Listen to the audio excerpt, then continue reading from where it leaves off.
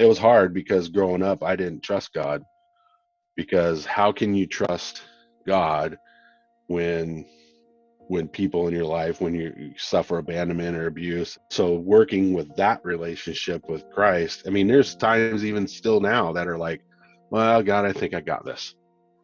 And then he's quick to remind me that he's got it. I'm going to make a mess of it.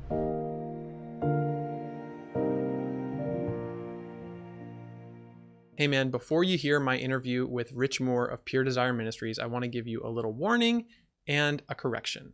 The warning is that Rich is about to tell his story of being reported for criminal sexual activity and how that jump-started his journey to lasting freedom and healing when he faced the natural consequences of his behavior. If you are a survivor of childhood sexual abuse, this episode may be triggering for you. And we talk a lot more about the experiences of the person being reported than the person who is being harmed. And the update and the correction I need to make is that really the primary purpose of reporting illegal activity is preventative. It is to protect the child or the adult who is vulnerable or who is being harmed. And that is the most important thing. That's why these laws are in place. And I have had to learn so much about why reporting is essential, when to do it. And in this interview, you will hear a little bit more. So keep that in mind when you're listening to this episode. It's an amazing story, and I know you're going to get a lot out of it. Welcome to Husband Material. Today on the show, I'm really grateful to have with me Rich Moore of Pure Desire Ministries. He is the director of all of the men's recovery groups. Is that right? Correct. Yep. Awesome. And a fellow PSAP, which is fun. Yeah. Yeah. So welcome, Rich. Glad to be here. Glad to have this time with you today. It's going to be awesome. What else do people need to know about Rich Moore? In the short version, let's see. I've been on staff with Pure Desire for about 7 years, coming up on 7 years, but I've been a part of the ministry since it started. Really, it's 25, 26 years. Been leading groups for 25 of those years. Ted really got a hold of me, hasn't let go, and has basically poured into my life this whole entire time. And so thankful for the ministry and what it's done for me and what Ted and Diane have done for me. And it's really just given me a new life, saved my life. And so outside of ministry, married, between my wife and I, we have kind of a blended family. So 6 kids, 11 grandkids. I'm an avid golfer, as you can kind of see from some golf stuff up on the wall behind me and on the shelf.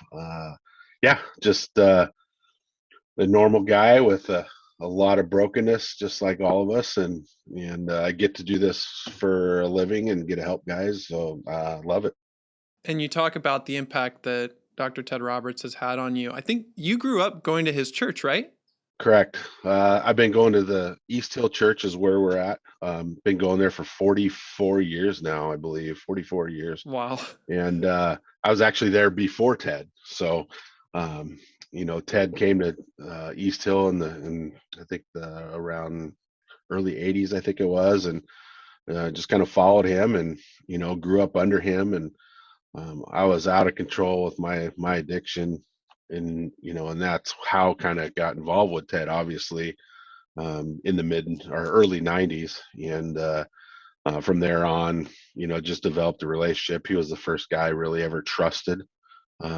He really poured into me and developed that relationship where we still have that relationship today. So it's been pretty special. Yeah, so it's definitely a blessing to have. And Rich, when you say he saved your life, I know you mean that quite literally. So how did that happen? What is your story? Unfortunately, my story is not too uncommon. I was abused when I was 4 years old, and even go back further than that. My real father actually left my mom shortly after I was born, and then so my mom, a single mom with 2 boys, and then I was abused sexually when I was 4. Really started acting out kind of when I figured out what acting out was, maybe 6 or 7, and really out of control, like a fantasy life by the age of 12. Masturbating daily, especially as you get older, your body starts changing, and you really kind of figure it out. And shortly after that, when I was 14 years old, literally out of control, fantasy life, you name it. When I was 14, I ended up abusing my niece, kind of telling her the same things that was told to me when I was abused at 4. Um, and went from there. It's hard to talk about even so long ago. I was 14, she was 4, and um, just out of control, spiraling down. And then from there on, I'm a big guy, and you can kind of tell from the screen, but uh, been a big guy, and short soon after that, with my buddies, we found some topless bars that we were able to get into as underage kids, and we hung out in that. And then as I got older, I was frequenting those places quite often, and many relationships with those ladies. And then even outside of that, a lot of one night stands, and just hooking up, random hookups, and just literally out of control. And always in the back of my mind, knowing what I did to my niece years before as a kid, as a 14-year-old. I just knew eventually it would come out. Never told anybody, but at the same time, I wasn't doing anything to get any better. I was just out of control. And yeah, and then we were playing in a softball tournament in the summer, and my brother asked me, or basically said, "Hey, we need to talk." And I knew exactly what he was talking about. And then so we talked, and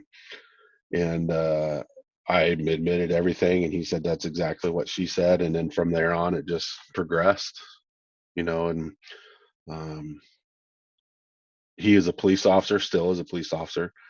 And so we went through the process, and he had to report it. And that's, and thankfully he did. That's the one thing that I think in my life, grateful for, even though I was facing 49 years in prison for something I had done as a 14-year-old, because this came out about 7, 8 years after the incident. Um, Measure 11 passed here in Oregon, and I was one of the first ones that were kind of charged under Measure 11 guidelines, and it was mandatory minimum sentencing. And I was looking at 49 years, and knowing that the consequences were going to be pretty heavy, I just had to get it off my chest, and admitted everything, did exactly what I needed to do. I That's when Ted, right at that time, 95-ish, somewhere right in there, is when I was working with Ted and got in a group with Dr. Roberts, and just started getting connected, and went through the process, legal process, and by God's grace, went into sentencing thinking I was going to go to prison for 49 years, maybe get lucky, do half of that time. Literally walked out of there with a 10-year probation sentence and no prison. And then registering, you have to offender registration. I've been off paper since 2007, and actually a week from now, yeah, roughly, or in a couple weeks, I'd be looking at about 23, 24 years left if I would have got sentenced. And then here I am, been leading groups for 25 years, helping men. My goal, I remember telling Ted early on, is like, I just want to help one guy not do what I did, and then help save one child. Um, and that, just the story alone, I've talked to thousands of guys over the years from all over the country, all over the world, facing the similar things, and then really struggling with almost getting to that point of abusing a child. So I know it's helped more than just one man, one kid. Um, but it's just been quite the journey for sure. Rich, you mentioned a few times being out of control. Hmm. What helped you regain control? Pretty easy. Easy in a sense. The initial thing was being reported, and facing the legal consequences, because right away you've got a severe consequence tied to my action. There was things I had to do even before I was charged. I started offender treatment program even before I went was charged. I did all these things. I was in the PD group, and you have to check in with your pre-sentence investigation officer and all that stuff there. So I was doing all these things before sentencing. Um, so and then knowing that, knowing very well that even I was doing that, I could still go to prison. Um, and then, fast forward a little bit, just being sentenced to probation. Um, what really helped me be under control was knowing that, okay, I'm convicted, but I didn't go to prison. Now I have a probation officer.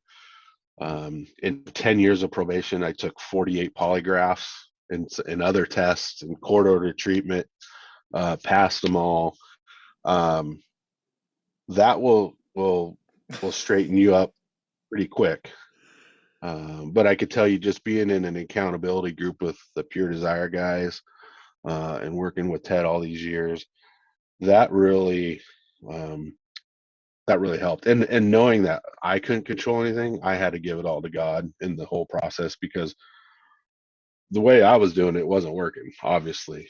And I had no choice but to say, okay, I'm going to give into this process and do whatever it takes and let God heal me. And it was hard because growing up, I didn't trust God, because how can you trust God when people in your life, when you suffer abandonment or abuse, and knowing that. And even at first it was hard to trust Ted, just because he's the guy, right? And he's that father figure. And so, and then how could I trust God if he let it happen to me? Um, but, and then, so working with that relationship with Christ, I mean, there's times even still now that are like, well, God, I think I got this.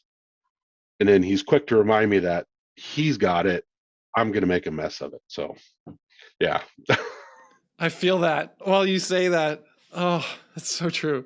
Right. What really blows my mind is how being legally reported became such a blessing to you. Yep. That seems to go against all of our instincts and all of our feelings. Hmm.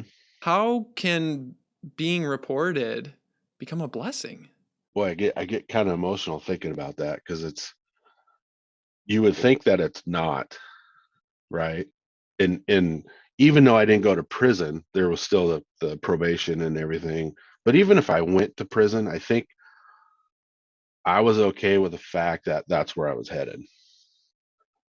But I knew early on in this process of the legal stuff that the only way to freedom was I had to face the consequences. And that's kind of what I was, Ted was talking with me through that, and another group leader, and just the group process is like, I had to be okay with that.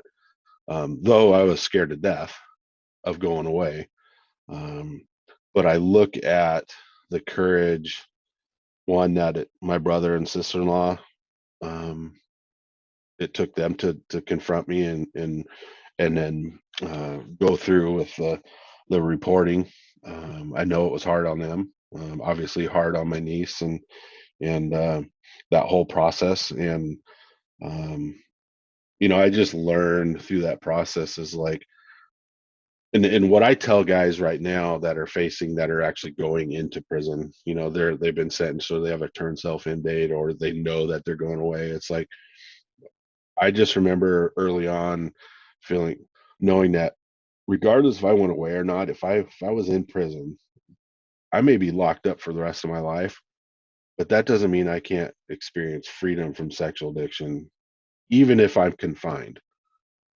So that's what I share with the guys that are in prison or headed to prison.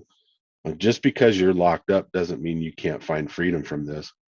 It just so happens that God helped me find freedom from it without being locked up, but still face those same consequences. And through that whole process of counseling and everything, I went through reunification with my family. Um, when my niece had her first two children when they were born, I was at the hospital to see her two kids. I've talked to her over the years. My brother and I have a business together. We golf together. I talk to him every day. Not every day, but we talk frequently. And um, and it's just a lot of work. I remember him telling me, he goes, if you ever want to be a part of my family, we got to see change and do the work. And that was the one thing that I cherish, is because I the one guy I always trusted, never not trusted, was my brother. And for him to give me a second chance and bring me back into the family, uh, that was huge. And um, so grateful, because it could be a different story.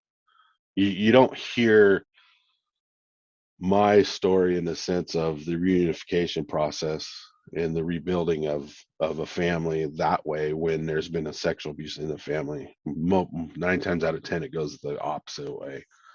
Um, so it was a ton of hard work, but I knew that if I wanted to have those relationships, I had to do the work. And Ted instilled that in me. It was painful, it was hard, it was long, cost a fortune, so there was a lot of things, but it was very freeing. It was the hardest thing I've ever had to do in my life, is walk through that process. And now I get to share that with guys, whether on a podcast or I go speak somewhere, on the phone, in groups.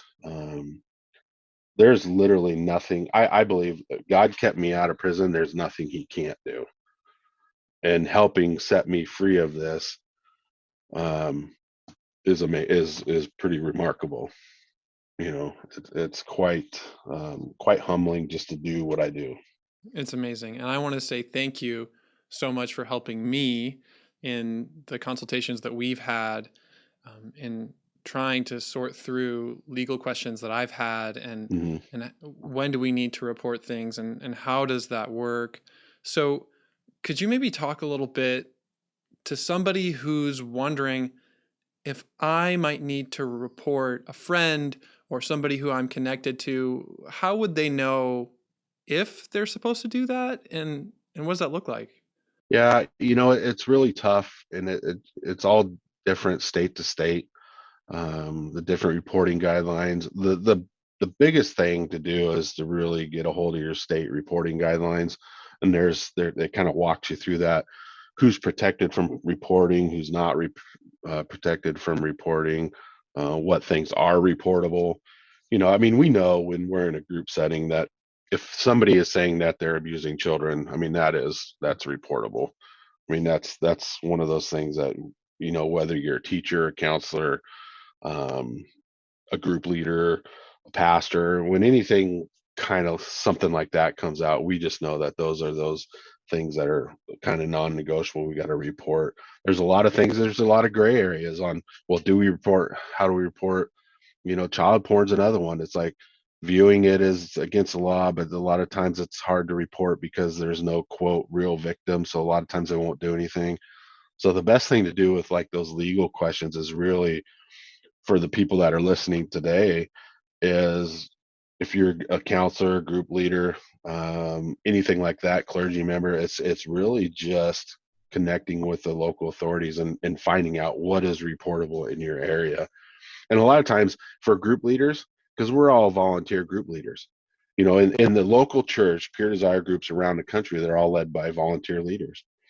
And if something may sound reportable, you can always refer out and say, hey, you can make a phone call. Is this report? The authorities will tell you whether it is or not, but we always tell people in the church, it's like, hey, your first thing to do is, if you have something come up in group, is to talk with your pastor, and then you guys come up with your plan on what to do next. um, we have some kind of just basic guidelines, but it's really, like I said, state to state, it's different in a lot of gray areas. And um, ultimately, we just want to make sure that we're protecting the local church and the group members, when something has to be reported. And the primary purpose of reporting criminal sexual activity is actually for the victims and to prevent further harm. It's also important for the organization too, though. And after hearing your story, it's so clear that part of this is actually a form of grace to the person who's being reported, Hmm. the grace to face those natural consequences. Yeah. And I have those conversations, unfortunately, it seems like almost every day, where somebody calls and they've been reported and they're freaking out because they know that they're going to prison. I mean, I just talked to a guy last week, and he's probably going to go away for quite a while. And I had the same conversation I just had with we talked about a little bit. It says, hey, this is your opportunity to, knowing that you're going away, is to take this healing process serious and find freedom within the confines of the prison you're going to be at. Just because you're locked up doesn't mean there's no hope. You know, he has a potential to do great things within the prison walls once he finds freedom from the addiction and work with other guys. And right now, I think we have groups running about 17 prisons around the country. So Wow, that are running 7 pillars groups. So that's amazing. Rich, what would you say to somebody who has a memory of sexually acting out with someone else when they were younger, or something like what you did? How would you guide somebody to decide, do I need to report myself? yeah, that's tough. It's tough. One, first and foremost, if somebody wants to basically disclose something like that, before they get to that point, I will let them know, hey, if you're going to share anything that could be a legal issue, you might want to seek some legal counsel first. And what we do here is if somebody says, yeah, because I know that, but I just want to tell you anyway. I just got to get off my chest, and then I say, well, I'm a mandatory reporter, and then I'll go through the steps. And but what I can tell you is, if you don't tell somebody, um, it'll kill you inside. It'll literally eat you alive inside, because there's not a day that goes by, even, and I'll talk about my life. There's not a day that goes by that I don't remember what happened to me when I was 4. And then there's not a day that goes by that I don't remember what I did to my niece when I was 14. So, and knowing that people around the world know my story, there's still, I still think about it daily, and I have people that know my story that are part of my circle, and that circle of influence. And then where, you know great accountability, like with Ted, and just all these great people and these group members I've had over the years, they all know my story. But to live a life where you have something that you want to say, but you're so ashamed of what happened, you basically live your life in a prison where you can't get it out, and it just eats you alive. So you're living your own prison, really. And I remember before it came out, I just wanted to break loose, but I was so scared. And then once it came out, I was like, thank God. I mean, literally, that was like when my brother confronted me and we had a conversation. I literally felt like I could breathe. I was like, oh, I don't have to hide anymore. It's scary, the scariest thing one would do, but freeing. You know, I can live my whole life scared, or I can admit it and seek freedom and accept the consequences. That's a hard decision to make. Yeah. And I resonate with part of what you said about how it's so terrifying, but so liberating to open up about the things that we're most ashamed of, Yep. our deepest, darkest secrets. And when I have done that, every time it disproves some of the lies I believe, Yep. just a little bit more every time, and shows me that those things don't disqualify me from being loved. Yeah, right. So, Rich, right now in your healing journey, you're still going deeper and you're still getting more and more freedom. That's one of the reasons why I really admire you and respect you. And I'm happy you're on the show. So, what does healing look like for you these days? Yeah, the healing process it's a chore. I mean, it is tough. But I think for me, the healing process is knowing I have a story, and literally can share pieces of my story with every day with somebody calling, and knowing that it's going to make a difference. And the reason it makes a difference is, like, I talk to them about getting into counseling. Hey, I really recommend counseling, or we get them in a group, or I help them find a church local or one of our online groups, knowing that I have an impact, and then that I'm sharing something that um, that people can resonate with, whether they've been abused, they've abused somebody, or just the addictive personality or the addictive stuff, the cycles that we put ourselves in. And um, to know that I get to come to work every day and really change lives, that's pretty freeing. I mean, that is something that, gosh, who would have thought I'd ever be doing this? I mean, obviously God had a plan, right? But to know that out of my own mess, God was taking, obviously, what the enemy meant for to destroy us, God is using it for the good, right? And so that's what I hold on to, is knowing that God has me here for a purpose. And that's pretty awesome to know that my freedom walk continues, because it's one thing if you just tell your story and you're done, right? And you don't use, my gift is my story. I get to use my gift that God has given me every day. It's one thing if you just give your testimony and then you never talk about it again. Sometimes I feel like, even during this time with you today, it's like sharing about the abuse or abusing my niece and the relationship with my brother, it still stirs up that emotion, right? And so every time I share it, there's a little bit more freedom in that. So it's not just a one and done. I think if God says, "Hey, this is your testimony," and you only give it one time, it's great for that one time. But man, what about the other thousands of people that could hear the freedom that you have? And so I think that's, for me, is what I find um, really kind of humbling, exciting, the fact that my story resonates every day with so many people. Not just my story. There's a lot of us that have a story, but God has me in a position where I get to help people. Yeah, and some of those really messy parts of our stories, or the parts that we don't like, maybe that somebody is in the middle of right now, Yeah. that mess can later become a message. Yep. Absolutely. And at Pure Desire, you guys have tons of opportunities for people to take that next step to write a new chapter of their stories, to turn their mess into a message. So, what are some ways people can get plugged in with Pure Desire Ministries? The best way, couple ways really. If they're looking for counseling, we kind of offer the whole approach. We have the counseling process. They can call. We do 15-minute consultations for free. So for those that are struggling, individual or couples, we do offer that. And then we have our groups. We have Unraveled, which is for women who struggle with sex, love, and relationships. Betrayal and Beyond for the betrayed spouse, the wives, and then obviously the seven pillars for the guys who are the addict. And we also have not Unraveled, but we also have Hope for Men, for the men who have been are the betrayed spouse.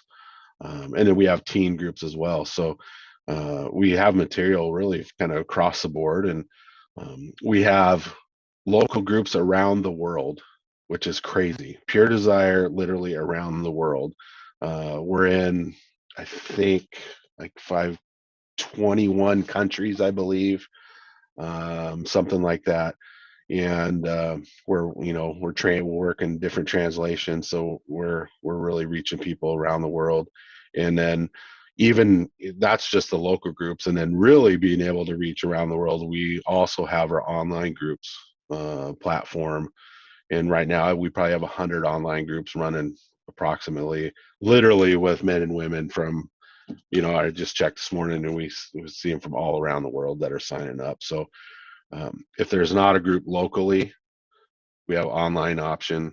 And if somebody goes to the website and they can't find something locally, we have groups that register with us that aren't on the map, so they can always call. We can connect them with something that may not even be on the map.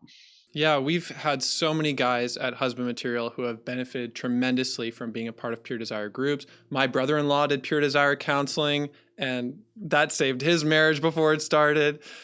And so I have nothing but thanks and gratitude for Pure Desire. And your resources are really high quality, and you publish them all yourselves. I don't even know how you guys do that. We do. We have a great publishing department in the back, and so thankful for that. We have some very committed volunteers that come in. The printers do not shut off. Our production manager, great guy, Michael, he just runs that. And we have 2, 3 volunteers in there. Seems like every day pumping out the material. It's pretty crazy how much material we print. It's just for a small little, really kind of that mom and pop, Ted and Diane kind of feel. We're still small, but we really help thousands of men and women around the world. It's just pretty remarkable.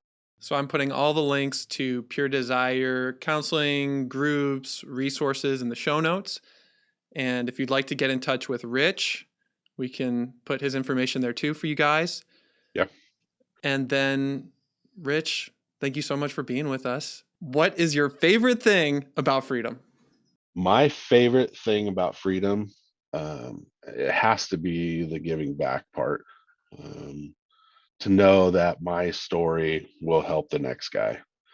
And then when that guy goes through his group, his story is now helping the next guy. That ripple effect, when you cast one stone, it just, thousands and thousands of people. So the fact that I can give back is great. And we talked about that a little bit, but yeah, that would be the big one.